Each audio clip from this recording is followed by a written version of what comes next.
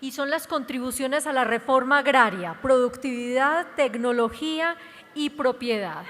Para ello vamos a invitar a 4 mujeres, líderes gremiales de Azocaña, de SAC Valle y de Procaña. Invito entonces al escenario a Claudia Calero, ella es la presidenta de Azocaña. También quiero que nos acompañe María Eugenia Saavedra Hernández, la presidenta de la Sociedad de Agricultores y Ganaderos del Valle, la SAC Valle, y también Marta Betancur Morales, directora ejecutiva de Procaña.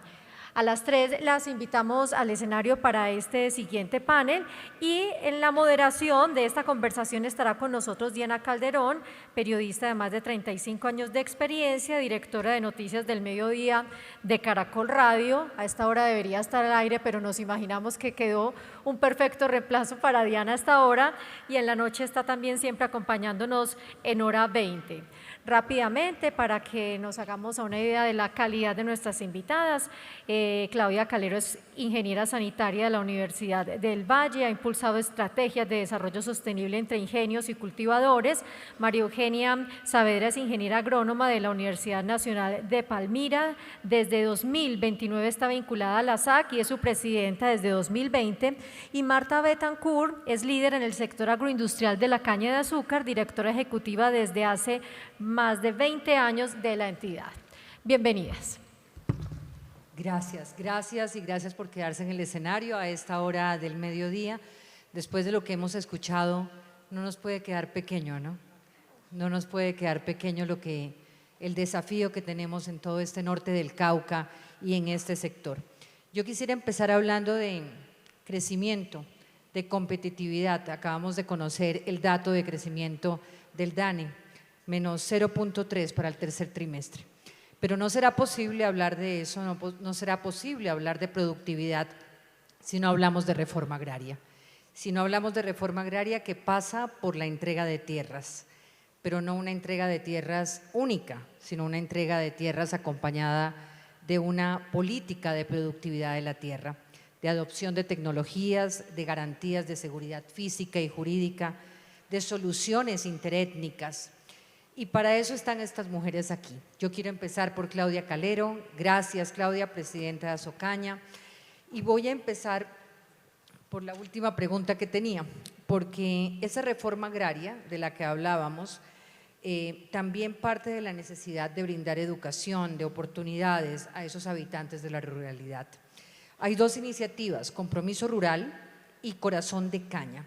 A mí me gustaría preguntarle, ¿cuál es concretamente esa estrategia que usted le diría al gobierno que se debería adoptar e implementar para que sea efectiva la entrega de tierras? Dando por hecho que tenemos las tierras para entregar, dando por hecho que habría una política de redistribución acertada, ¿cuál sería ese compromiso en el que podemos hablar de un sector privado y un sector público en la construcción de una política pública efectiva?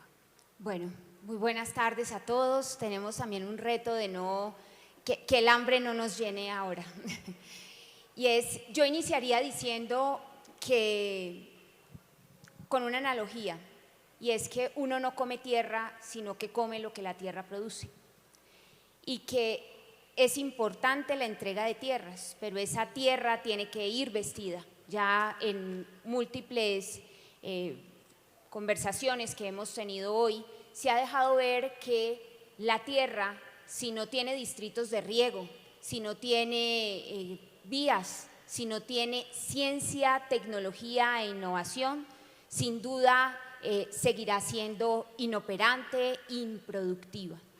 Y de una u otra manera también el mensaje con el que quisiera también comenzar es un sector productivo, como es el sector agroindustrial de la caña en el Valle Geográfico del Río Cauca, que ostenta el doble de la productividad mundial, tiene el doble de la productividad promedio mundial, que ha logrado desde hace 156 años permanecer a pesar de que es el 1.4% de la producción mundial.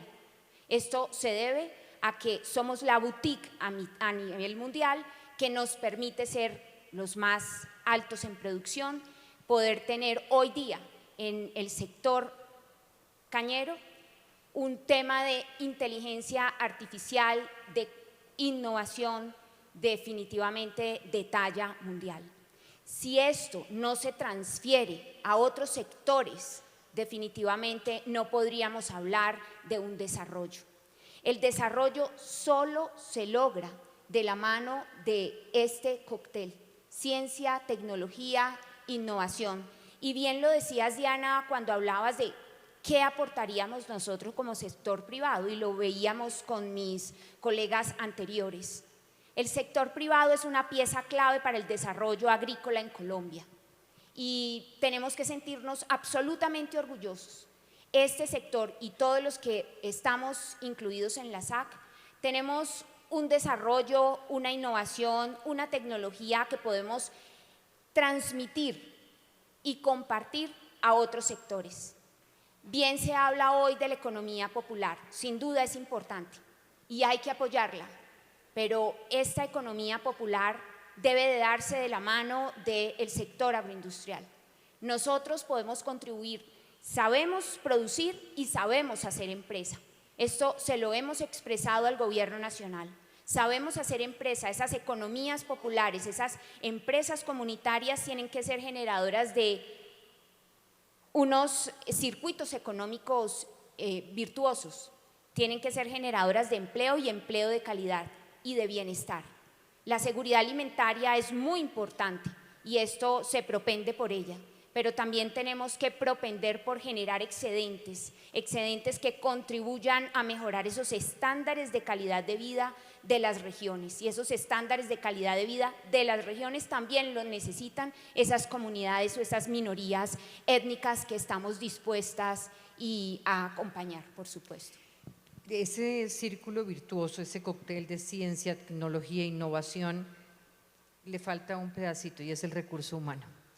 Y ese recurso humano que viene siendo cada vez menor en la ruralidad.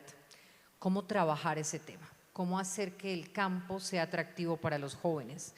¿Cómo hacer para que sea atractivo para quienes están allí, pasando por la solución del conflicto interétnico?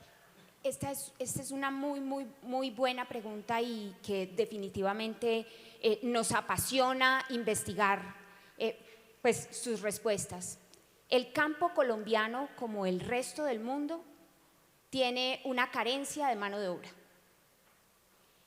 Quiero darles unos datos. Colombia en el año 1990, el 34% de la población rural, el 34% de la población total era rural.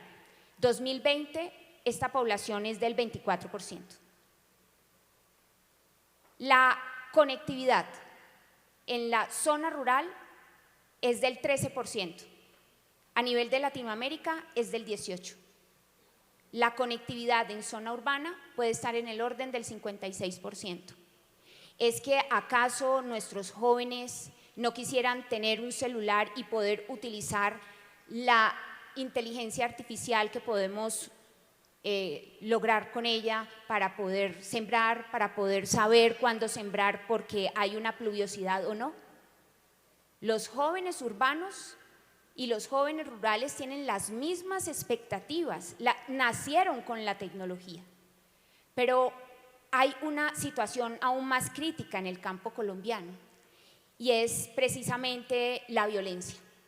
La violencia a quien más está afectando es a esa población joven rural y también a la mujer rural.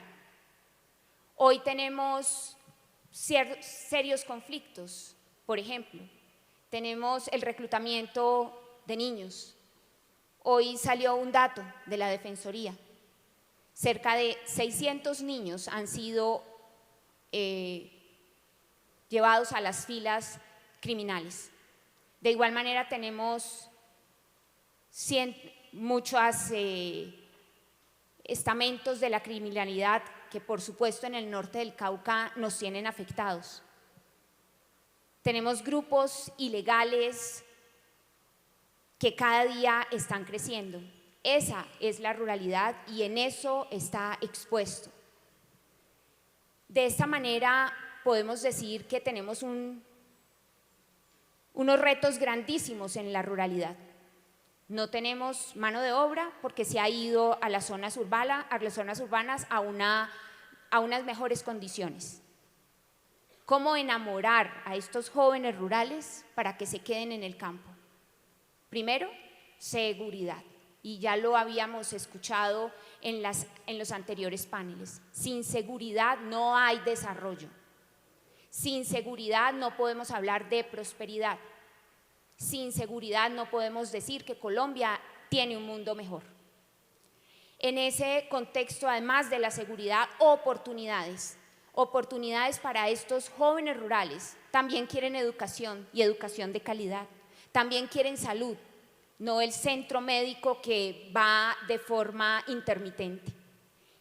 En este contexto, los jóvenes rurales pueden también ser productivos de la mano de la innovación, tecnología y de la conectividad.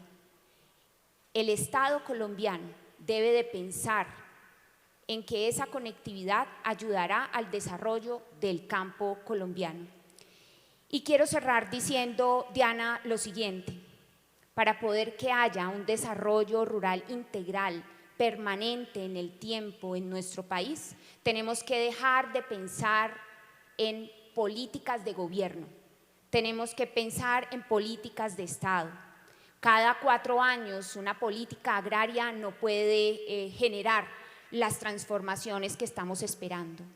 Es necesario que esa integralidad llegue a nuestro país y que el Estado se apropie de ella y que dentro de esa apuesta no excluya a ninguno de los actores. Por supuesto, nosotros como sector productivo, agrícola y privado estaremos y debemos estar dentro de esa apuesta. Gracias, Claudia. Me quedo en el norte del Cauca con Marta Cecilia Bethancourt porque se siguen presentando, y esto es para un poco entender en el escenario en el que estamos, todas esas invasiones de tierra, la violación del derecho al trabajo, la vulneración de las condiciones de seguridad para poder producir los alimentos. Cuéntenos un poquito cómo se presentaron, cómo se resolvieron y de qué manera el gobierno intervino. Bueno, un saludo muy especial, gracias Diana. La verdad que la situación del norte del Cauca es muy compleja. Hemos escuchado a nuestros colegas de Palma, de Arroz, donde hemos identificado que la problemática está en el resto del país, pero el norte del Cauca es especialmente un lugar donde confluyen todos los males, grupos ilegales, pobreza. Hay una problemática también de presencia de guerrilla, cultivos ilícitos, que es, digamos, la fuente de financiación de toda esta ilegalidad y de lo que Claudia decía ahorita, de lo que pasa con los jóvenes y con las personas con reclutamiento ilegal, etcétera. La verdad es que nuestros productores, hoy tenemos una representación de 12 productores de distintos tamaños, de distintas razas, y nos acompañan dentro de ese grupo de 12, 2 productores del norte del Cauca, especialmente el Tetillo, Oscar Marino Caicedo y el doctor Marco Antonio, aquí nos acompañan. Y ellos han sufrido cosas tan terribles como el desplazamiento, como la destrucción de sus cultivos, el ataque a sus familias en sus casas, y han visto también cómo han atacado y han vulnerado los derechos a la vida, al trabajo, a la salud, a la educación y a la movilidad. Ahora nos decía el representante de la ONU, el doctor Carlos Díaz, que hay unos temas importantes que verifica la ONU y se llaman los sistemas seguros de tenencia de la tierra. Y tenemos que decir que hoy tenemos más de 5.000 hectáreas afectadas en el norte del Cauca, Diana, y esas personas propietarias de esa tierra ostentan los títulos legales de propiedad de la tierra. Son predios que eran algunos productivos con los cuales sostenían su familia. Hoy, muchos de ellos tienen el 100% de su predio invadido por 3, 4 o 5 años. Yo les pregunto, ¿quién puede mantener una familia cuando tiene un predio improductivo con las inversiones hechas, como lo decíamos ahorita, en desarrollo, en infraestructura, etcétera? Doctora Sí. Bethancourt, ¿quién invade? Porque aquí digamos que el tema fundamental es entender si el problema es entre las mismas personas que están en el norte del Cauca, porque hay actores externos, obviamente, a nivel de la ilegalidad, pero hay actores internos, interétnicos, entiendo, que están produciendo esa situación. Sí, Diana, nosotros podemos informar sobre las denuncias que se han hecho respecto de los ataques. A veces es muy difícil hacer acusaciones porque llegan grupos de personas encapuchadas, llegan grupos armados, es muy difícil hacerlo. No obstante, hay algunos grupos que en sus páginas web han anunciado y dicen permanentemente que están en procesos de reconquista de sus tierras o de sus derechos ancestrales. Nosotros, por nuestra parte, y los productores que han estado afectados han hecho la respectiva denuncia a la Fiscalía General de la Nación, a los municipios. El gobierno ha llegado con algunas soluciones, pero lo que tenemos que ver… ¿Qué tipo de soluciones? Eso quería que nos contara. Hay un tipo de soluciones, como por ejemplo, se creó una mesa de diálogo en el norte del Cauca, en donde estamos sentados todos los actores, los ingenios procesadores, los agricultores de caña, los representantes de los diversos grupos étnicos, la ONU, el Gobierno Nacional, ministerios, etcétera. Llevamos un poco más de un año en reuniones permanentes. Llegamos a acuerdos, se dialoga, nosotros como sector productivo presentamos las propuestas y también los mismos agricultores invadidos dicen, bueno, nosotros estamos aquí porque en este sector tenemos que convivir todos pacíficamente. No obstante, las soluciones no llegan a la velocidad que se requiere. Y usted lo decía ahora, Diana, tenemos un sistema de un encadenamiento productivo virtuoso que tiene tecnología, innovación, productividad, inversión también en la parte social de manera voluntaria, Diana, porque nosotros en nuestro sector de la caña invertimos voluntariamente en Cenicaña, en nuestro fondo social, etcétera. Pero hay vidas humanas, hay productores agrícolas que tienen y ejercen la producción legal en sus territorios y están siendo desplazados. ¿Qué remedio le queda a una persona cuando se hacen las acciones de desalojo? Lo decía ahora Nicolás, llega la autoridad, hacen el desalojo y a los 2 o 3 días vuelven y lo invaden. ¿Quién puede sostener un sistema productivo cuando el recurso humano está siendo vulnerado? No solamente el de los propietarios, el de los trabajadores y el de las familias que han visto cómo el sustento se ve deteriorado. Entonces, el gobierno ha llegado, hay unos instrumentos de política pública, la Constitución Nacional lo dice, la defensa de la propiedad privada, el derecho a la libre asociación y el derecho a la producción de alimentos que tiene una especial protección constitucional. Pero aquí, la verdad que no ha ocurrido eso. Hay unas acciones, hay unos diálogos, pero no se ha hecho el restablecimiento del derecho para esos productores que legítimamente tienen sus títulos productivos. ¿Qué acciones adicionales le diría usted al gobierno concretamente que podrían aplicarse en aras de restituir esos derechos? Bueno, aquí hay peticiones que hay que hacerle al gobierno, pero también a los organismos encargados de este tema. Se han presentado, yo creo, si no me equivoco, Claudia, más de 800 denuncias del 2014 para acá. Hay 2 capturados. Tiene que haber la fuerza de la ley, tiene que haber las judicializaciones correspondientes, las investigaciones que lleven a llevar y a que paguen, digamos, las personas que están cometiendo estos delitos. Segundo, nosotros como sector privado estamos dispuestos a hacer las apuestas y se lo hemos dicho al Gobierno Nacional y a las comunidades también, aportar de lo que sabemos, de la tecnología, de la ciencia, de la innovación. Y hay un tema que el Gobierno Nacional, y se lo hemos dicho a la ministra y al Gobierno en general, es, usted como representante de los agricultores en Colombia tiene el deber, como líder gremial, como líder de la cartera agropecuaria, de apoyar a esos agricultores que hoy están invadidos para que ellos mantengan la posesión de la tierra si no quieren vender. Hoy hay personas, Diana, usted lo ha dicho, que han vendido su tierra con constreñimiento. Si usted no puede producir en su tierra durante 2, 3 o 4 años, no tiene otro remedio que vender. Pero hay productores que dicen, yo le quiero seguir apostando al campo. Y tenemos estudio de casos de personas y de agricultores que le han apostado a la inversión, que tenían 60 puestos de trabajo entre caña de azúcar en un mismo predio, piña, uva, maracuyá, y hoy tienen 4 o 5 empleados. Empleados de comunidades aledañas que dependen de este sector para su subsistencia. Nosotros sí creemos que el gobierno puede hacer muchas cosas, necesitamos un pacto de convivencia y no de repetición, pero esos temas no avanzan en la rapidez que requiere el sector privado. Y un agricultor, si no tiene recursos monetarios para pagar sus créditos y para mantener a su familia, difícilmente va a poder mantener su predio legalmente adquirido para poder seguir generando empleo, desarrollo y pagar impuestos. Diana, déjeme cerrar con esto. En los municipios donde está la caña de azúcar y especialmente en el norte del Cauca,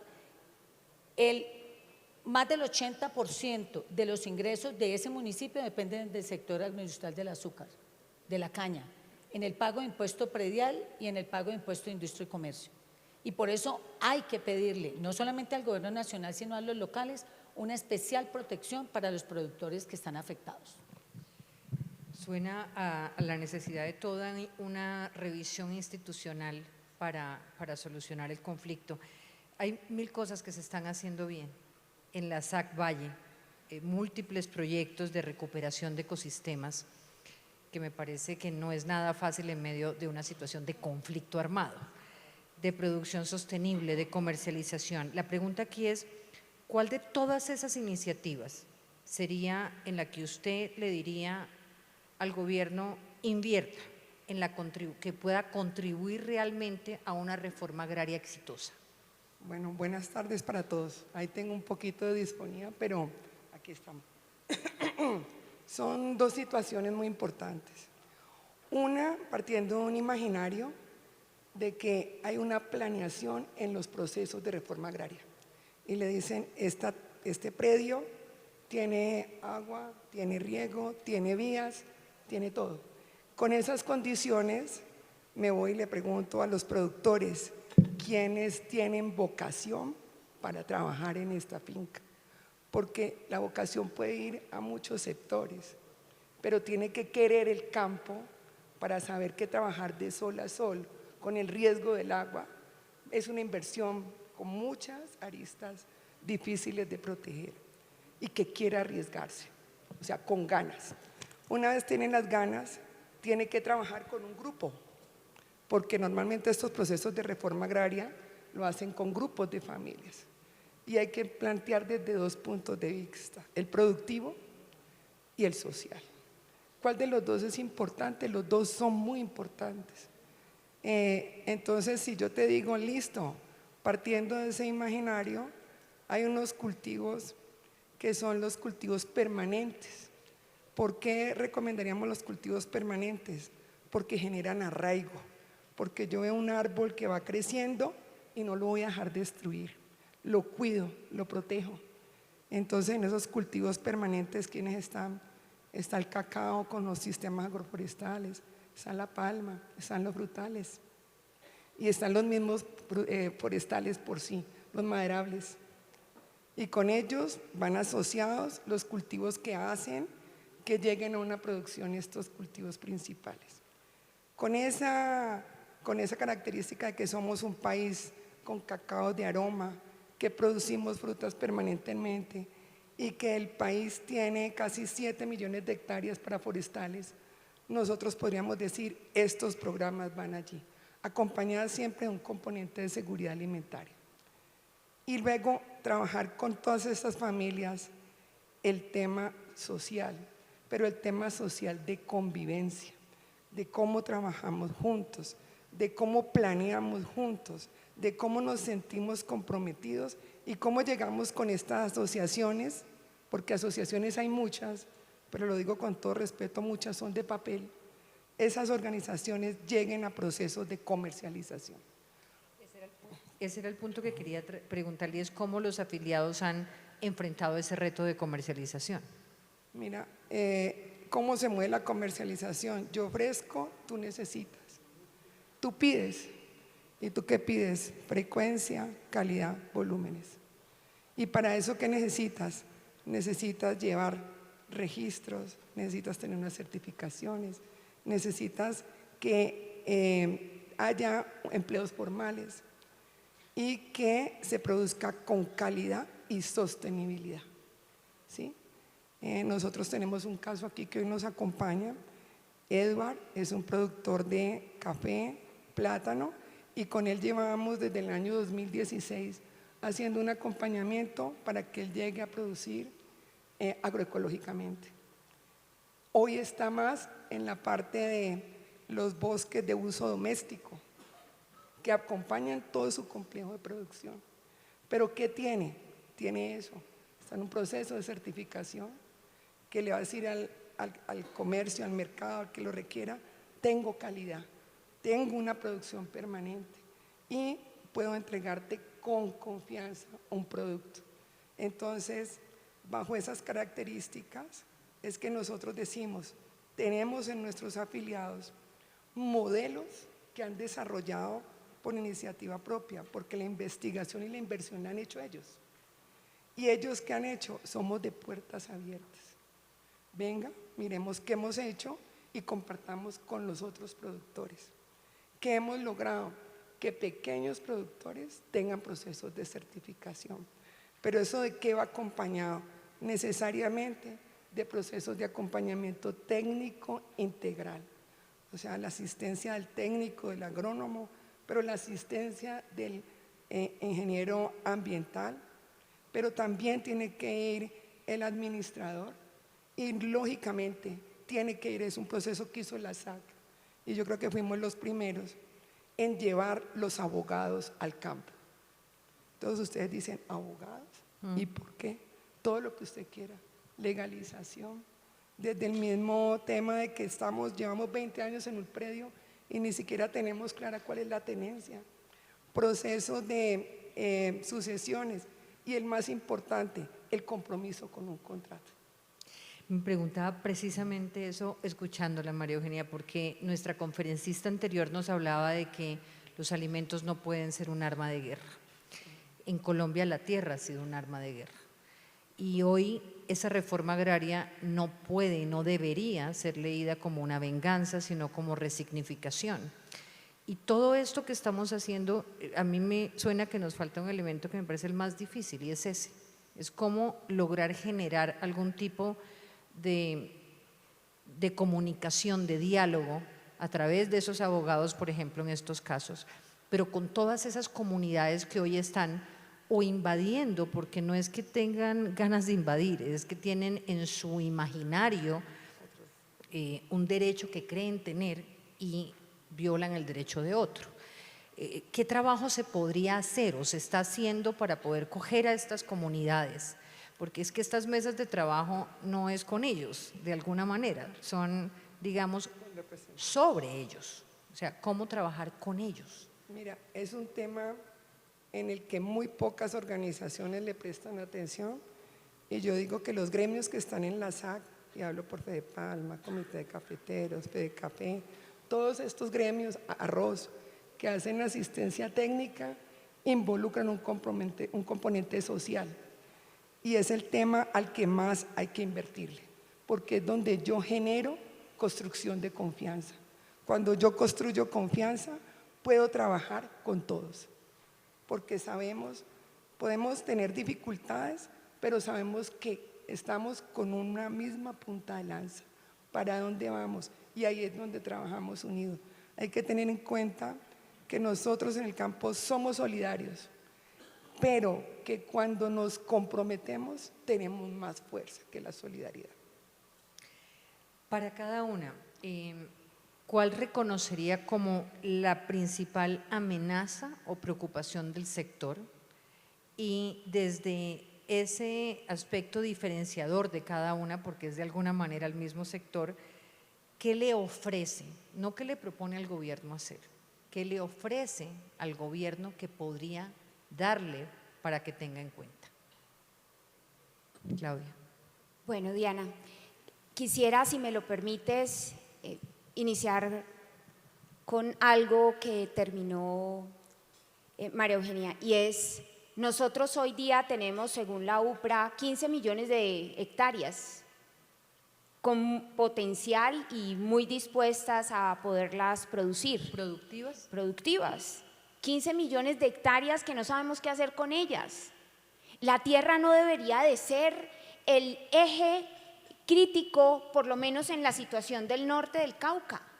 ¿Por qué no pensamos en hacer productivas esas 15 millones de hectáreas y poner a producir con los usos y costumbres de las comunidades y de todo aquel que efectivamente tenga esa vocación para poder producir la tierra? Estas 15 millones de hectáreas estamos hablando del país. Del país. 15 millones de hectáreas, bien lo decía Vocaciones Marta. totalmente distintas todas. Por supuesto, pero con un conocimiento enorme en la política privada, en la institucionalidad privada del país, donde estamos todos representados estos sectores agrícolas, muy dispuestos a trabajar y a impulsar. Si Ucrania tiene esta resiliencia, ¿cómo nosotros no la vamos a tener, por Dios? 15 millones de hectáreas que potencialmente podríamos ponerlas a producir y no sabemos qué hacer con ellas ahora. Ahora bien, ¿cuál es uniéndote a la pregunta que nos hacías, Diana, y es, ¿cuál es nuestra principal amenaza? Volvemos a repetirlo, seguridad, y le añado otra, justicia. Si no hay seguridad y no hay justicia, hay impunidad. Más impunidad genera más violencia. Esto es un circuito especial de la violencia en todas las ramas. Si no llegamos con seguridad a las regiones, vamos a tener casos aún mayores. Y yo agradezco, Jorge Enrique, a la mesa directiva, a la SAC, por ese hermoso homenaje al principio de este Congreso. Tenemos 5 trabajadores asesinados, 9 trabajadores heridos, 3 trabajadores que habían sido secuestrados, puestos en libertad posteriormente. ¿Cuántos trabajadores más tenemos que poner para poder salir de esta situación? Literalmente, a nuestra población trabajadora la están matando. En el sector agroindustrial de la caña estamos pasándola mal. Nuestros trabajadores están en condiciones críticas de la vida para poder trabajar y también para poder movilizarse. Esto no puede volverse paisaje, por eso agradezco sentidamente ese homenaje, porque un muerto, un trabajador muerto que pertenece a una comunidad, porque los trabajadores son las mismas comunidades, no se nos puede volver paisaje, no lo podemos naturalizar. Por eso la seguridad, la justicia debe de ser imperativo para poder que llegue desarrollo a las regiones y podamos así hablar de bienestar. ¿Qué le podemos entregar? De hecho, tengo que decirlo, nosotros hicimos una propuesta al Gobierno Nacional, a la Comisión Interétnica e Intercultural del Norte del Cauca. Nosotros sabemos hacer empresa, sabemos trabajar la tierra, hacer toda esa transferencia de tecnología y de conocimientos será un aporte que podemos hacer rápidamente. Quiero traer a colación, en el norte del Cauca, una de las visiones que tienen parte de las comunidades es la producción de caña panelera. Nuestro centro de investigación de la caña, que investiga sobre variedades, tiene un portafolio muy importante de variedades que no sirven para producir azúcar, pero que sí sirven para producir panela. Toda esa transferencia de conocimiento la podemos hacer. Le dijimos al gobierno, le dijimos a las comunidades. Estuvieron a punto de consolidarlo. Sí. Y quisimos ofrecer, sigue en pie, por supuesto, constituir un patrimonio autónomo con el propósito de invertir en empresas comunitarias, desde el cultivo hasta la comercialización. La asociatividad, la posibilidad de que el productor participara económicamente y como empresario estaba incluida ahí. Es que esa es la idea, Diana, esa es la idea. No, tenemos que llevar la industrialización al campo. Si se habla de cacao, Eduard, no nos vamos a meter en tu negocio, pero si se habla de cacao, pues que ese cacao tenga su transformación. El que vende azúcar, vende cacao. En los mercados internacionales a los azucareros nos piden cacao, no tenemos cacao, pero podríamos abrir mercados para estas comunidades. Existe un importante conocimiento y también desarrollo que desde el sector agroindustrial se puede transferir y se puede hacer a través de alianzas público-privadas. El sector agroindustrial, el sector privado, es una pieza clave para el desarrollo. El Estado colombiano, el gobierno nacional, los invitamos a que nos vean como socios, como aliados, para poder desarrollar las regiones. Gracias, Claudia. Marta Cecilia. Bueno, hay muchos temas que podemos ofrecer, Diana. Nosotros podemos ofrecer como sector agroindustrial un CENICAña, que es un centro de investigación de gran reputación a nivel internacional y que comparte y ha sido ejemplo para que otros países hagan sus propios centros de investigación con inversión voluntaria de productores y de ingenios. ¿Qué más tenemos? Tenemos una agricultura contractual y eso tal vez es algo de lo que no se habla mucho, pero este sector y en este sector nació la agricultura contractual. El agricultor puede tener la mejor tecnología, la mejor productividad, sacar el mejor mango, piña, tomate, lo que usted quiera, pero al momento de comercializar, y eso lo saben todos los que están aquí, pues a veces se van todas las ilusiones porque el precio no es el esperado. Aquí existe una agricultura contractual de más de 100 años, que es la que ha permitido optimizar un encadenamiento virtuoso, Diana, y es que agricultores que saben y tienen la disposición para cultivar la caña, unos ingenios procesadores que tienen la infraestructura, la logística para tomar esa caña, procesarla y sacar diversos productos, alimentos, energía, biocombustibles, etcétera. Tenemos también todo un encadenamiento, un sistema, digamos, de proveedores de servicios y bienes encadenados allí. Y esa agricultura contractual que ha permitido, si usted como agricultor sabe a quién le va a vender y en qué condiciones, en los próximos 5 o 10 años, pues yo hago la inversión en el riego, en el sistema de siembra, hago una nivelación y adopto tecnología. Esa gran ventaja que tiene el productor es una ventaja que se irradia al ingenio porque él tiene garantizada su materia prima, participamos juntos en la innovación, en el desarrollo, etcétera. O sea, este es un encadenamiento virtuoso e inclusivo porque se benefician los que tienen 2 hectáreas, 3 hectáreas, 20, 50, 200. Es un encadenamiento virtuoso.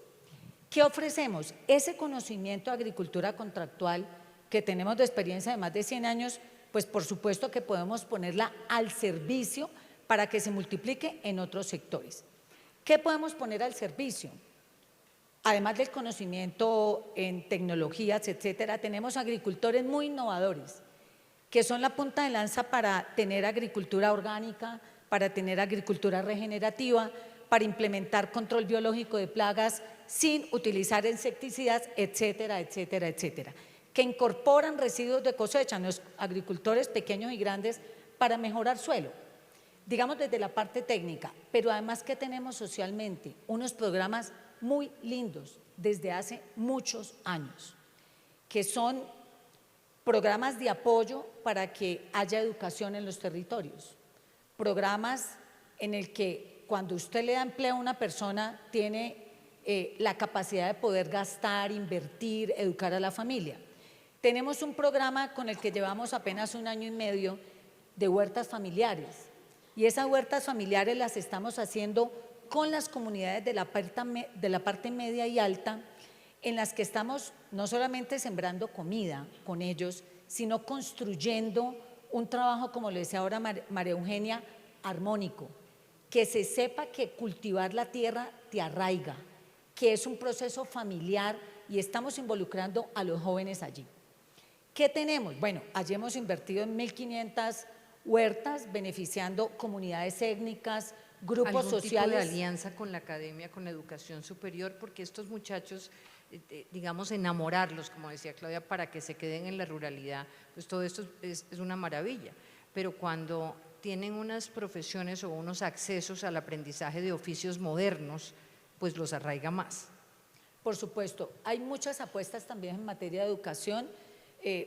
La industria tiene, digamos, una red que ha estado apoyando en eso y estamos trabajando en otros procesos, además de la educación superior para educación técnica y tecnológica.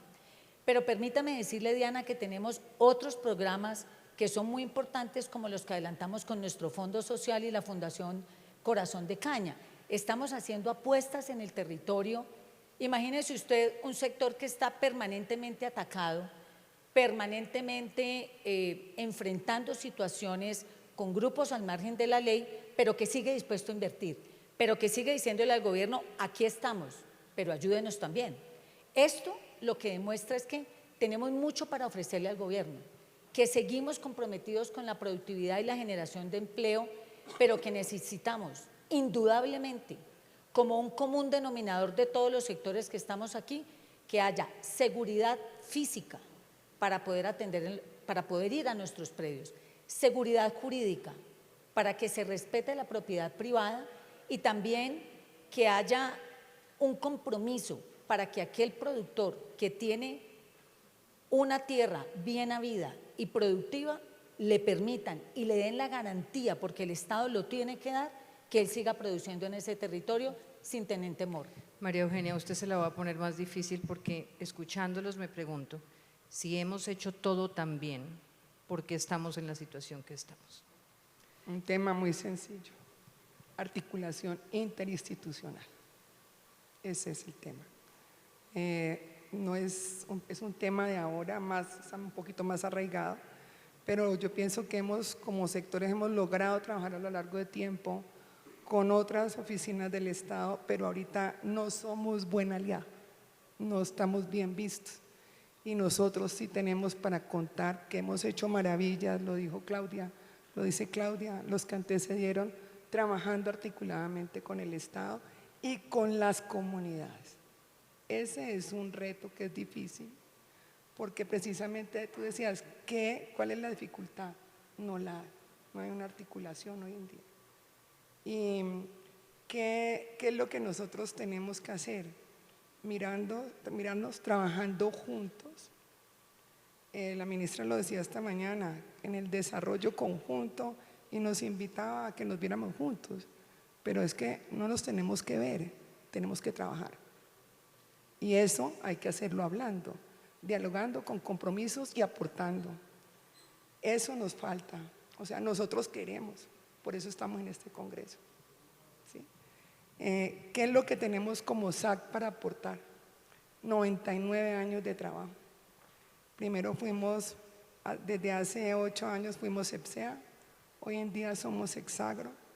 Venimos haciendo trabajos con las comunidades, con ese componente social, jurídico, ambiental, técnico, con un equipo de profesionales formado con esas características, pero además con la certificación del SENA de ser tecnólogos en gestión de asistencia técnica agropecuaria. Esa experiencia está disponible. Hemos hecho desarrollos para los cultivos, para pequeños productores, y lo hemos hecho con el apoyo de nuestros afiliados, que muchas veces son afiliados de Procaña y de Azocaña, que han tenido la generosidad de hacer esa investigación, de invertir el recurso y decir aquí está para los pequeños productores. Y en término coloquial, la SAC lo ha platanizado, o sea, que sea fácil para que un productor lo pueda tomar, lo pueda hacer, pero es importante que nos veamos en un trabajo articulado. Ese es el tema principal. Y a eso hay que sumarle el tema de la legislación ambiental, que poco lo hemos tomado. Si no hay una legislación ambiental que vaya en la vía con lo que todos estamos trabajando, va a ser difícil, porque el agua es un recurso para todos y todos lo estamos cuidando. Y lo digo por mis compañeras, porque Cenicaña viene haciendo desarrollos para riegos mejores, eficientes, vienen haciendo uso de productos biológicos que evitan la generación de gases de efecto invernadero, pero necesitamos mostrar todo lo que tenemos y, como decía Marta, aplicarlo a los otros cultivos. Que haya esa confianza en lo que nosotros tenemos, porque 99, 50, 75, 60 años que llevamos todos los gremios no son en vano. Es así. Gracias, gracias a ustedes. Adelante. Pero Diana, usted hizo una pregunta ahora que es bastante difícil. Si nosotros hemos hecho como sector productivo, empresarial y gremial las cosas bien, ¿por qué las cosas allá están mal? Y la verdad es que no podemos abstraernos del territorio. Y el territorio del norte del Cauca es un territorio muy complejo. El sector productivo solo no puede. Nosotros hemos hecho todas las apuestas y en algunas de esas apuestas hemos reemplazado al Estado. Pero el Estado tiene que estar allí. Hay una situación que sobrepasa la capacidad de nosotros como sector privado y sector gremial. La seguridad en el norte del Cauca, la presencia de cultivos ilícitos, la presencia de grupos al margen de la ley de todo pelambre en el Pacífico colombiano hace que allá realmente haya un caldo de cultivo para lo que usted ponga realmente sea afectado. Entonces, este sistema virtuoso está en medio de un territorio muy difícil y seguimos dando, digamos, nuestros aportes, pero es indispensable que el gobierno ponga las apuestas. En este momento en donde la seguridad es el problema, que no solamente en el norte del Cauca, pues hemos escuchado a los colegas gremiales, es tan compleja, el gobierno tiene la obligación y el deber constitucional de garantizar la seguridad en un territorio tan complejo como en el norte del Cauca. Así es. Claudia, ¿quería una conclusión? Sí. En el Valle Geográfico del Río Cauca hay 238.000 hectáreas sembradas en caña de azúcar. Como bien lo dije al principio, ostentamos la mayor productividad a nivel mundial. Lo dijo la ministra en la instalación, manifestó que los latifundios productivos, este gobierno le interesa y aprecia a estos latifundios productivos. Nosotros tenemos estas 238.000 hectáreas que son modelo a nivel mundial. En contraste, tenemos 15 millones de hectáreas de tierra, insisto, que no sabemos qué hacer con ellas. Sectores altamente productivos que generan desarrollo y bienestar en las regiones, hay que protegerlos. Hay que llevarles seguridad física, seguridad jurídica y mejores condiciones para que esa prosperidad se irradie. ¿Qué hemos fallado? Insisto, como lo manifesté hace un momento, las políticas deben ser de Estado, no de gobierno en gobierno. Eso implica inseguridad. ¿Quién invierte si esas políticas entre gobiernos se cambian? ¿Cómo se lleva a desarrollo si no se invierte y si no se generan esos circuitos económicos? Cierro diciendo, SOS para el norte del Cauca, SOS para este sector agroindustrial de la caña. Nuestros trabajadores los están matando. Es necesario proteger su vida, proteger su movilidad y su trabajo. A los propietarios de tierras que ofrecen la caña de azúcar para procesar esta caña y venderla a los mercados nacionales e internacionales, necesitan condiciones mínimas de seguridad para seguir operando. Existen 5.600 hectáreas sembradas en caña de azúcar que están invadidas. Muchos propietarios no quieren vender, deben devolvérsele esa propiedad invadida a quienes ostentan sus títulos de propiedad. No los pueden enjaular para que vendan si no quieren hacerlo. Quieren seguir con su negocio, un negocio del agro al que le han apostado toda su vida. SOS. Diana, gracias. Se nos acabó el tiempo, pero gracias. Gracias a todos ustedes. Contar con la visibilidad que nosotros desde medios de comunicación queremos y debemos darle a todo lo que ustedes ofrecen y hacen.